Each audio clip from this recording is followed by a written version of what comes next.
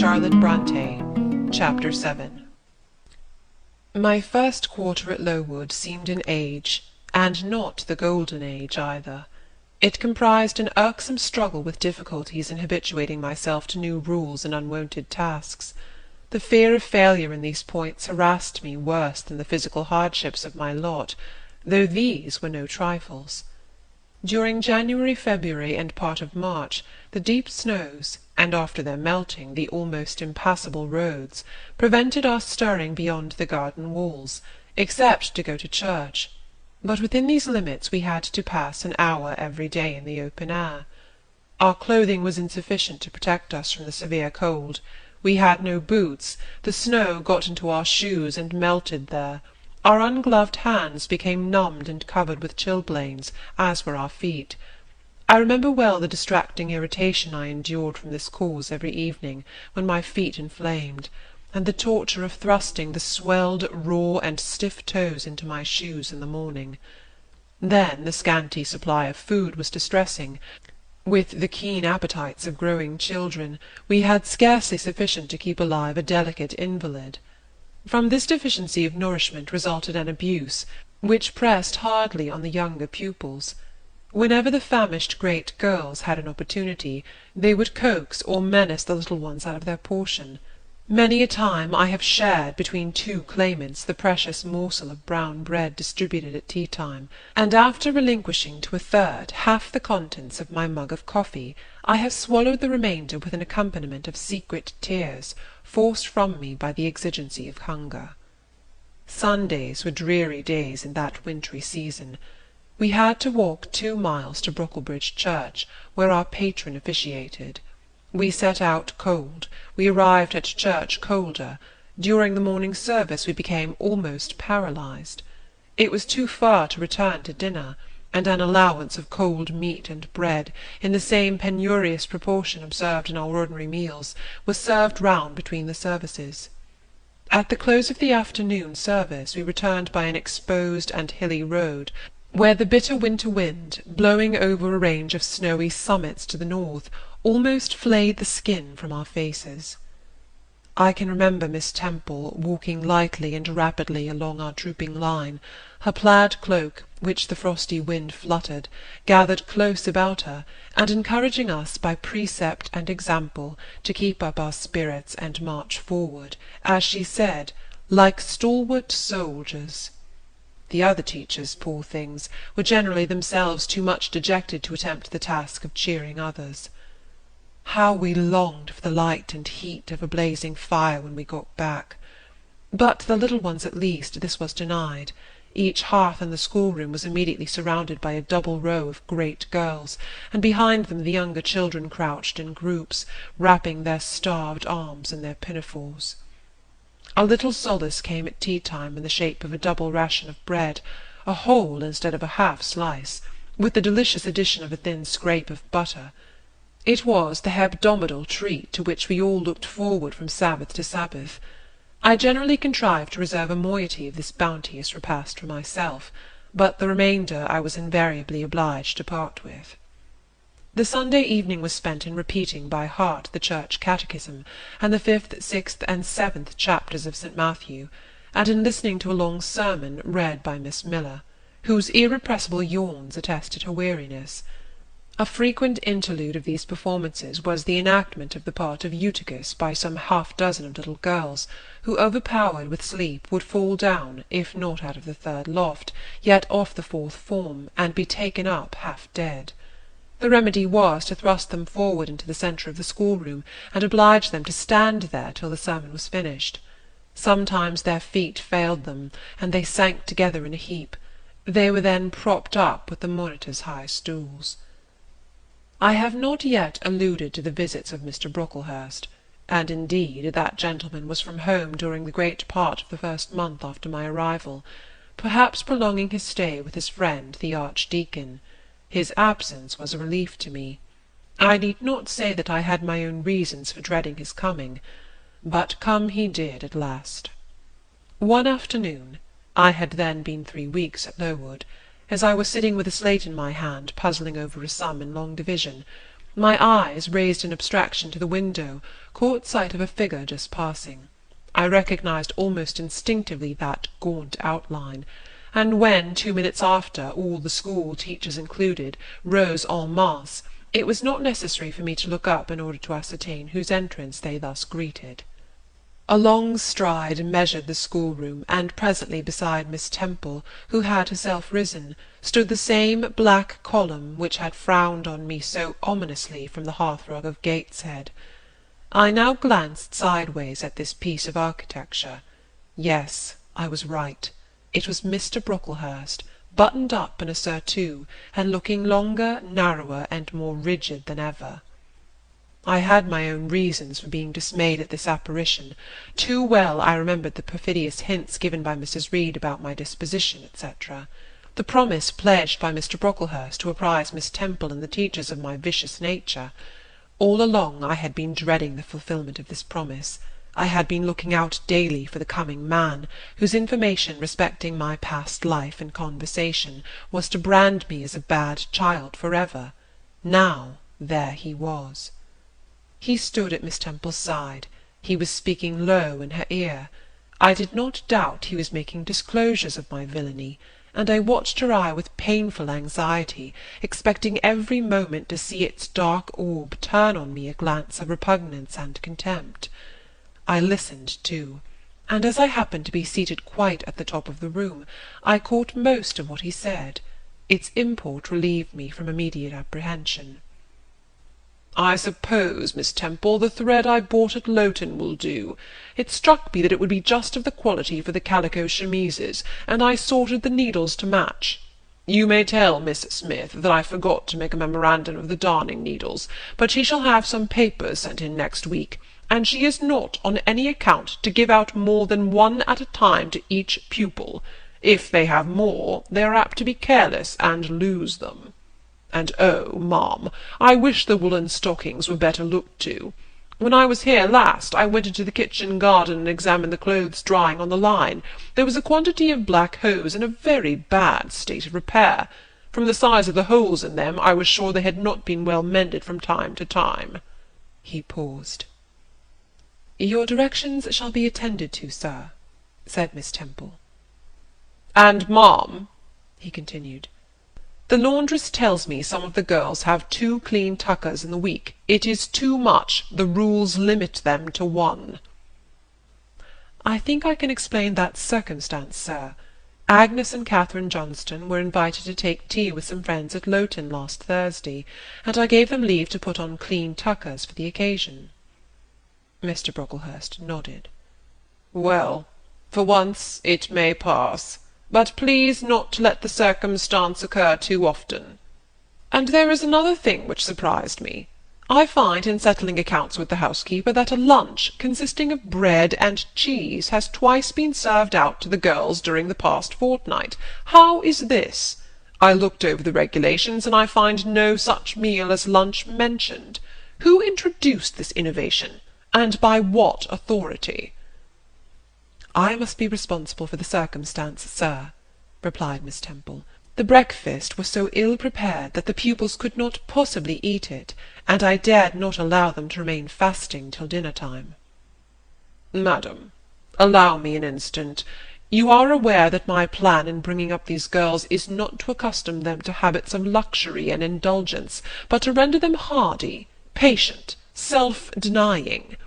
Should any little accidental disappointment of the appetite occur, such as the spoiling of a meal, the under or the over-dressing of a dish, the incident ought not to be neutralized by replacing with something more delicate the comfort lost, thus pampering the body and obviating the aim of this institution. It ought to be improved to the spiritual edification of the pupils by encouraging them to evince fortitude under temporary privation. A brief address on those occasions would not be mistimed, wherein a judicious instructor would take the opportunity of referring to the sufferings of the primitive Christians, to the torments of martyrs, to the exhortations of our blessed Lord himself, calling upon his disciples to take up their cross and follow him, to his warnings that man shall not live by bread alone, but by every word that proceedeth out of the mouth of God, to his divine consolations, If ye suffer hunger or thirst for my sake, happy are ye. Oh, madam, when you put bread and cheese instead of burnt porridge into these children's mouths, you may indeed feed their vile bodies, but you little think how you starve their immortal souls." Mr. Brocklehurst again paused, perhaps overcome by his feelings. Miss Temple had looked down when he first began to speak to her, but she now gazed straight before her, and her face, naturally pale as marble, appeared to be assuming also the coldness and fixity of that material, especially her mouth, closed as if it would have required a sculptor's chisel to open it, and her brow settled gradually into petrified severity. Meantime Mr. Brocklehurst, standing on the hearth with his hands behind his back, majestically surveyed the whole school. Suddenly his eye gave a blink, as if it had met something that either dazzled or shocked its pupil. Turning, he said in more rapid accents than he had hitherto used, Miss Temple, what is that girl with curled hair? Red hair, ma'am, curled all over?" And extending his cane, he pointed to the awful object, his hand shaking as he did so. "It is Julius-7," replied Miss Temple very quietly. "Julius-7, ma'am! And why has she or any other curled hair? Why, in defiance of every precept and principle of this house, does she conform to the world so openly, here in an evangelical charitable establishment, as to wear her hair one mass of curls?" "Julia's hair curls naturally," returned Miss Temple, still more quietly. "Naturally? Yes, but we are not to conform to nature. I wish these girls to be the children of grace, and why that abundance? I have again and again intimated that I desire the hair to be arranged closely, modestly, plainly. Miss Temple, that girl's hair must be cut off entirely. I will send a barber to-morrow.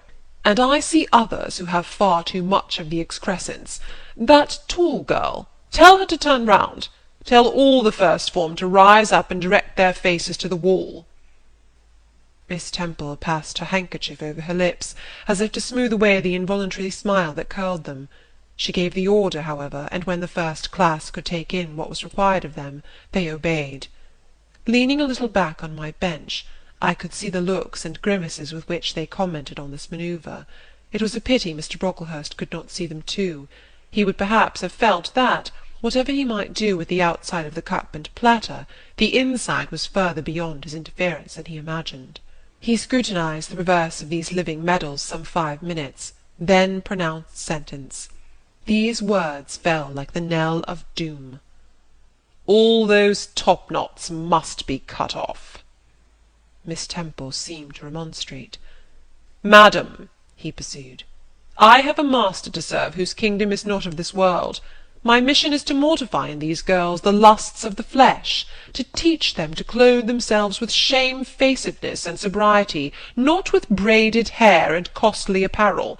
And each of the young persons before us has a string of hair twisted in plaits, which vanity itself might have woven. These, I repeat, must be cut off. Think of the time wasted of—" Mr. Brocklehurst was here interrupted. 3 other visitors, ladies, now entered the room. They ought to have come a little sooner to have heard his lecture on dress, for they were splendidly attired in velvet, silk, and furs. The 2 younger of the trio, fine girls of 16 and 17, had grey beaver hats, then in fashion, shaded with ostrich plumes, and from under the brim of this graceful head-dress fell a profusion of light tresses, elaborately curled. The elder lady was enveloped in a costly velvet shawl, trimmed with ermine, and she wore a false front of French curls. These ladies were deferentially received by Miss Temple as Mrs. and the Misses Brocklehurst, and conducted to seats of honour at the top of the room.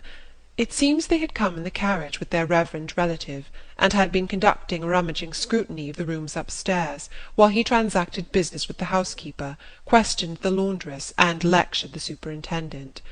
They now proceeded to address divers remarks and reproofs to Miss Smith, who was charged with the care of the linen and inspection of the dormitories, but I had no time to listen to what they said. Other matters called off and enchanted my attention. Hitherto, while gathering up the discourse of Mr. Brocklehurst and Miss Temple, I had not at the same time neglected precautions to secure my personal safety, which I thought would be effected if I could only elude observation. To this end I had sat well back on the form, and while seeming to be busy with my sum, had held my slate in such a manner as to conceal my face.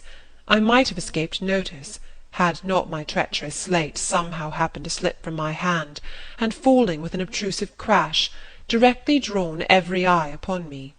I knew it was all over now, and as I stooped to pick up the 2 fragments of slate, I rallied my forces for the worst. It came. "A careless girl," said Mr. Brocklehurst, and immediately after, "It is the new pupil, I perceive." And before I could draw breath, "I must not forget I have a word to say respecting her." Then aloud, how loud it seemed to me, "Let the child who broke her slate come forward." Of my own accord I could not have stirred. I was paralysed, but the 2 great girls who sit on each side of me set me on my legs and pushed me towards the dread judge, and then Miss Temple gently assisted me to his very feet, and I caught her whispered counsel. "Don't be afraid, Jane. I saw it was an accident. You shall not be punished." The kind whisper went to my heart like a dagger. Another minute, and she will despise me for a hypocrite, thought I, and an impulse of fury against Reed, Brocklehurst and Company bounded in my pulses at the conviction. I was no Helen Burns. "Fetch that stool," said Mr. Brocklehurst, pointing to a very high one from which a monitor had just risen. It was brought. "Place the child upon it." And I was placed there, by whom I don't know. I was in no condition to note particulars. I was only aware that they had hoisted me up to the height of Mr. Brocklehurst's nose, that he was within a yard of me, and that a spread of shot orange and purple silk pelisses and a cloud of silvery plumage extended and waved below me. Mr. Brocklehurst hemmed. "Ladies," said he, turning to his family, "Miss Temple, teachers, and children, you all see this girl?" Of course they did, for I felt their eyes directed like burning glasses against my scorched skin. "You see she is yet young. You observe she possesses the ordinary form of childhood. God has graciously given her the shape that he has given to all of us. No signal deformity points her out as a marked character. Who would think that the evil one had already found a servant and agent in her? Yet such, I grieve to say, is the case." A pause, in which I began to steady the palsy of my nerves, and to feel that the Rubicon was passed, and that the trial no longer to be shirked must be firmly sustained. "My dear children," pursued the black marble clergyman with pathos, "this is a sad, a melancholy occasion, for it becomes my duty to warn you that this girl, who might be one of God's own lambs, is a little castaway, not a member of the true flock, but evidently an interloper and an alien. You must be on your guard against her. You must shun her example. If necessary, avoid her company, exclude her from your sports, and shut her out from your converse. Teachers, you must watch her. Keep your eyes on her movements, weigh well her words, scrutinize her actions, punish her body to save her soul, if indeed such salvation be possible, for, my tongue falters while I tell it, this girl, this child, the native of a Christian land, worse than many a little heathen who says its prayers to Brahma and kneels before Juggernaut, this girl is a liar." Now came a pause of 10 minutes, during which I, by this time in perfect possession of my wits, observed all the female Brocklehursts produce their pocket-handkerchiefs and apply them to their optics, while the elderly lady swayed herself to and fro, and the 2 younger ones whispered, "How shocking!" Mr. Brocklehurst resumed. "This I learned from her benefactress, from the pious and charitable lady who adopted her in her orphan state, reared her as her own daughter, and whose kindness, whose generosity the unhappy girl repaid by an ingratitude so bad, so dreadful, that at last her excellent patroness was obliged to separate her from her own young ones, fearful lest her vicious example should contaminate their purity. She has sent her here to be healed, even as the Jews of old sent their disease to the troubled pool of Bethesda. And teachers, superintendent, I beg of you not to allow the waters to stagnate round her." With this sublime conclusion, Mr. Brocklehurst adjusted the top button of his surtout, muttered something to his family, who rose, bowed to Miss Temple, and then all of the great people sailed in state from the room. Turning at the door, my judge said, "Let her stand half an hour longer on that stool, and let no one speak to her during the remainder of the day." There was I, then, mounted aloft. I, who had said I could not bear the shame of standing on my natural feet in the middle of the room, was now exposed to general view on a pedestal of infamy. What my sensations were, no language can describe, but just as they all rose, stifling my breath and constricting my throat, a girl came up and passed me. In passing she lifted her eyes. What a strange light inspired them! What an extraordinary sensation that ray sent through me! How the new feeling bore me up! It was as if a martyr, a hero, had passed a slave or victim, and imparted strength in the transit. I mastered the rising hysteria, lifted up my head, and took a firm stand on the stool. Helen Burns asked some slight question about her work of Miss Smith, was chidden for the triviality of the inquiry, returned to her place, and smiled at me again as she went by. What a smile! I remember it now, and I know that it was the effluence of fine intellect, of true courage. It lit up her marked lineaments, her thin face, her sunken grey eye, like a reflection from the aspect of an angel. Yet at that moment Helen Burns wore on her arm the untidy badge. Scarcely an hour ago I had heard her condemned by Miss Scatcherd to a dinner of bread and water on the morrow, because she had blotted an exercise in copying it out. Such is the imperfect nature of man. Such spots are there on the disk of the clearest planet, and eyes like Miss Scatcherd's can only see those minute defects, and are blind to the full brightness of the orb.